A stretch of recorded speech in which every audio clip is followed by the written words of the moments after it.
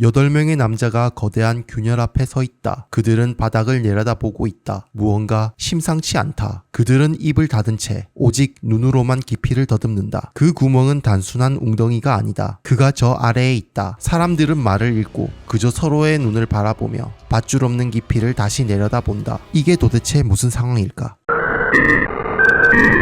케랄라주 코치 인근의 만주멜 지역, 여기에는 다르샤나 클럽이라는 친구 모임이 있다. 어릴 적부터 함께 자란 친구들이 각자 삶의 길로 흩어졌다. 인도 최대 명절인 오남 연휴를 맞아 다시 모인다. 누군가 말한다. 이번엔 좀 특별한 곳으로 가보자고. 그렇게 그들은 남인도 타밀나두 주의 고산도시 코다이카나를 여행지로 선택한다. 무려 8시간을 차량으로 이동하는 여정. 그들은 차에 몸을 맡기고 힐스테이션을 따라 오르고 또 오른다. 인도 타밀나두 코다이카날 고원지대에 위치한 한 동굴. 친구들과의 여행, 젊은 날의 충동. 하지만 그 끝은 아무도 예상할 수 없다. 그들이 기대한 건 자연 속의 휴식과 우정의 시간이었다. 하지만 또 하나의 목적지가 있었다. 바로 데블스 키친. 현지에서 군합 케이브라고 불리는 동굴이었다. 이곳은 1991년 타밀 영화 군화의 촬영지로 영화 팬들 사이에서 성지처럼 여겨지는 장소였다. 그 영화 속 주인공 군화가 신비한 여인을 납치해 숨겼던 장소, 어두운 사랑,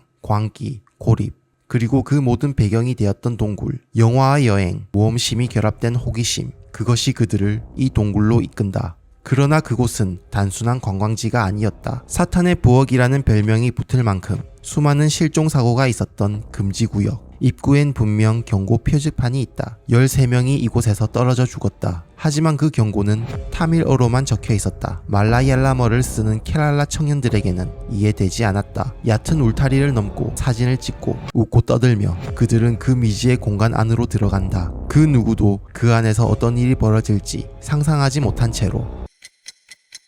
말도 통하지 않는 낯선 땅. 그들이 밟고 선 곳은 아무도 들어가선 안 되는 동굴 크랙 지역이다. 이제 무언가 심상치 않은 일이 벌어지려 한다. 그들이 도착한 곳은 동굴 입구도 아니었다. 그저 바위산 중턱, 나무와 덤불 사이에 숨겨진 틈 하나. 하지만 그 틈 아래에는 상상조차 못할 지옥이 열려있다. 바닥이 없다. 동굴은 아니었다. 그건 크랙이었다. 수십 년 동안 사람들을 집어삼킨 금단의 땅. 수직으로 파인 여러 개의 좁은 틈. 120피트, 약 36m. 누구도 살아서 돌아오지 못했다. 시신조차 찾지 못했다. 그곳이 바로 데블스 키친, 악마의 부엌이었다. 하지만 이들은 아무것도 모른다. 전문 탐험가도 아니고 구조 장비도 없다. 줄도 헬멧도 없다. 그저 명절 연휴에 떠난 평범한 여행. 그저 한 장의 사진을 남기기 위해 그들은 지옥의 강을 건너게 된다. 낮은 울타리를 넘는다. 밟는다. 동굴의 가장자리로 다가선다. 그 아래가 얼마나 깊은지, 그 끝에 뭐가 있는지 그 누구도 상상하지 못한 채. 그리고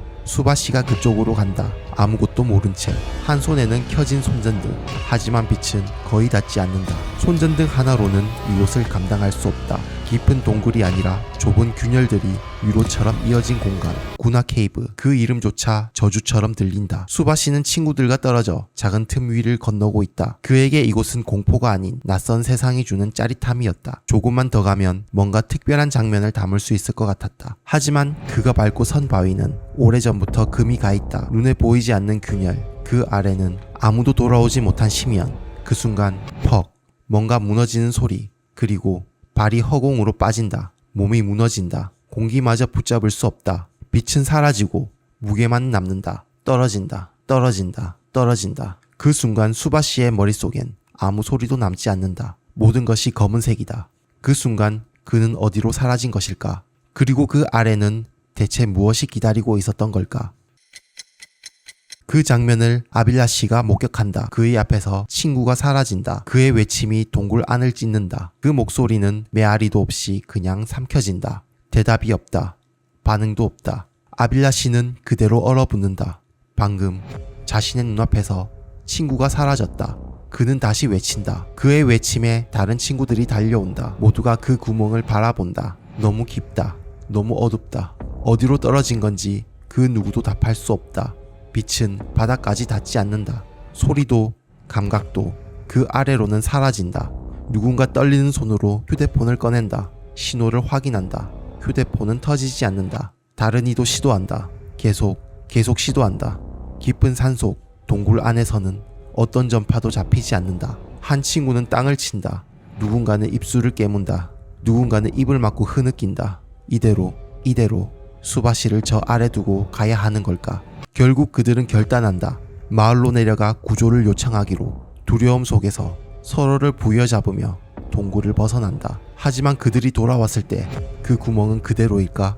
그리고 그 아래 수바시는 아직 살아있을까? 과연 구조대는 무언가 해줄 수 있을까?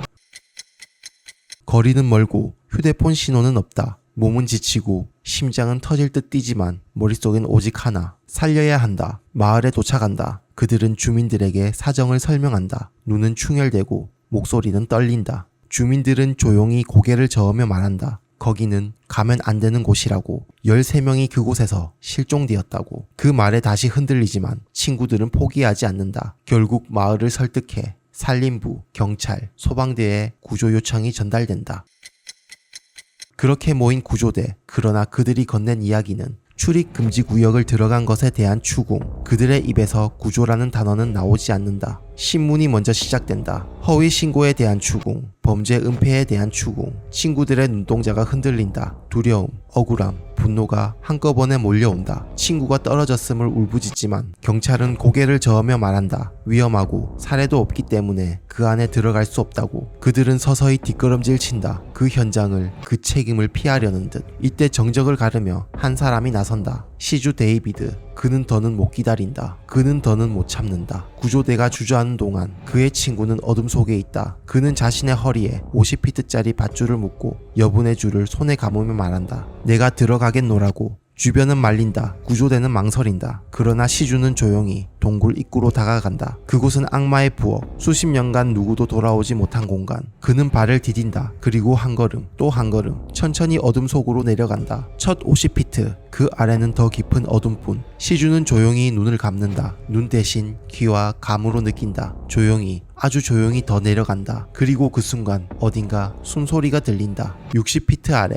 바위 위에 쓰러져 있는 그의 친구가 있다. 그는 살아있다. 생존을 알리는 그 외침이 동굴 위까지 울려 퍼진다. 이때부터 구조대가 움직이기 시작한다. 밧줄이 더 내려오고 장비가 투입된다. 시주는 수바씨의 몸에 로프를 감고 자신의 몸과 함께 묶는다. 그리고 두 사람은 서서히 끌어올려진다. 5시간의 사투. 그 끝에서 수바씨는 지상으로 돌아온다. 기적의 구조는 끝났다. 그러나 진짜 시련은 그때부터 시작됐다. 무단 침입, 출입금지 구역 위반, 벌금 부과. 놀랍게도 구조 직후 구조된 수바시와 구조자 시주 그리고 친구들 모두는 경찰에 고발된다. 그 이유는 단 하나. 금지된 동굴에 들어갔기 때문이다. 생명을 살렸지만 법은 그들을 비난한다. 언론은 경솔한 젊은이들이라 썼고 당국은 책임을 친구들에게 돌렸다. 심지어 구조 요청을 했던 일부 친구는 경찰서에 불려가 거짓 신고 가능성을 추궁받는다. 희망은 잠시였고 절망은 길었다. 그러나 진실은 묻히지 않는다. 현지 주민과 언론 그리고 수많은 시민들은 시주 데이비드의 용기에 주목한다. 그는 목숨을 걸었다. 구조대가 움직이지 않을 때 친구가 움직였다. 서서히 바뀌는 여론. 비난받던 소녀는 영웅이라는 이름으로 불리기 시작한다. 2008년 인도 정부는 시주 데이비드에게 대통령 명의의 생명구조 훈장을 수여한다. 그는 정식으로 국가가 인정한 생명의 구조자가 된다. 2006년 그날의 사고는 단 한 명의 생존자를 구조해냈다. 하지만 여기서 우리는 그들을 지옥의 공간으로 밀어넣은 두 가지를 기억해야 한다. 첫째, 미지의 공간에 대한 호기심. 그리고 무지. 구나 케이브는 오랜 기간 사람을 삼켜온 데였다. 출입을 막기 위해 세워진 경고문은 현지어인 타밀어로만 쓰여 있었다. 하지만 그것을 읽을 수 없던 이들은 그저 자신들의 생각대로만 모험을 떠난 것이었다. 둘째, 사고 이후 드러난 무책임의 민낯. 구조 요청에 처음 도착한 구조대와 경찰은 자신들은 들어갈 수 없음을 말했다. 밧줄만 내려보내겠다는 식의 무기력한 대응. 그리고 구조를 시도한 친구들에게는 출입금지 구역 침입이라는 고발장, 책임 회피. 그들에게 생명보다 중요했던 건 절차와 면피였다. 구나 케이브. 그곳은 지금도 존재한다. 구조되지 못한 사람들, 시신조차 찾지 못한 사라진 자들. 그 구멍 속에 사라진 그들은 아직도 그곳에 남아있다.